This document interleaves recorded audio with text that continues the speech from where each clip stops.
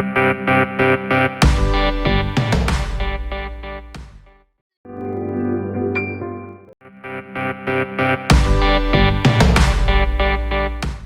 सादर प्रणाम। मैं काजल शाह, मैं कोलकाता के Khanna high school for girls में 10वीं कक्षा में पढ़ती हूँ।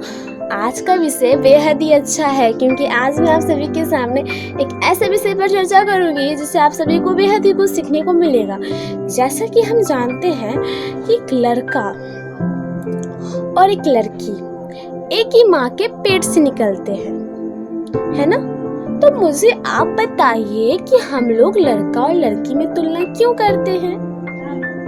हम लोग क्या करते हैं, जो शिक्षा क्या है ना, सभी को बांटने वाला है, लेकिन हम लोग शिक्षा को सिर्फ पुरुषों में ही क्यों देते हैं? ये सही है क्या तुलना करना?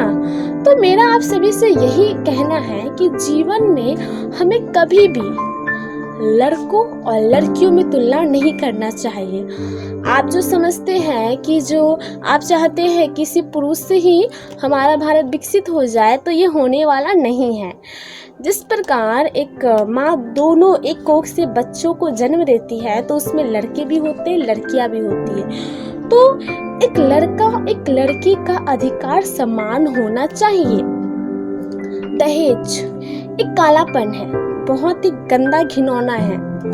इस दहेज को खत्म करने का एक सबसे मात्र तरीका है कि जब उस लड़के का परिवार अपनी बेटी को, अपने लड़की को शिक्षित करने के लिए अपना पूरा प्रयास करे, तो ये जो है ना लिंग भेद, ये जो लड़का लड़की में अंतर, तो एक दिन जरूर खत्म होगा। लेकिन मेरा हर एक नारी से यही कहना है कि आप अपनी हिम्मत को तोड़िए मत। कुछ नारियां लोगों की बातें सुनकर अपना पहला कदम रखती है कि वो पीछे हट जाती है। नहीं, भारत की जो अधिकतम महिला है वो चूल्हे चौके में ही अपना जीवन बिता देती है। लेकिन मेरा यही कहना है कि हर एक नारी के अंदर कुछ नया होता है। मैं एक नारी हूँ और भी कई नारी होगी, उनके अंदर भी एक नया जोश होगा। सिर्फ कोशिश इतनी होनी चाहिए कि लोग जो मुझे कह रहे हैं, लोग जो मुझे झुका रहे हैं, अब मुझे इस लड़का लड़की में भेद कराना है। आज की जो स्थिति बहुत ही ये होती जा रही है, लेकिन आज की जो नारी बहुत पढ़ लिख भी रही है। अधिकतम गांव की लड़कियां लोग शिक्षित नहीं हो पा रही है, लेकिन ऐसा नहीं है। लेकिन आज हमारी भारत की कई महिलाएं पढ़ी लिखी हैं। जिसका कारण क्या है? जिसका कारण है कुछ ऐसी लड़की जो भारत की हो को बहुत कुछ करके दिखा। किरण बेदी जी, उन्होंने हमारे जीवन का एक प्रेरणादायक स्रोत दिया है। उन्होंने यह सिखला दिया कि लड़का लड़की में अंतर कभी होता ही नहीं है। तो मेरा आप सभी से यही कहना है कि लड़का लड़की में अंतर करना बंद कर दीजिए।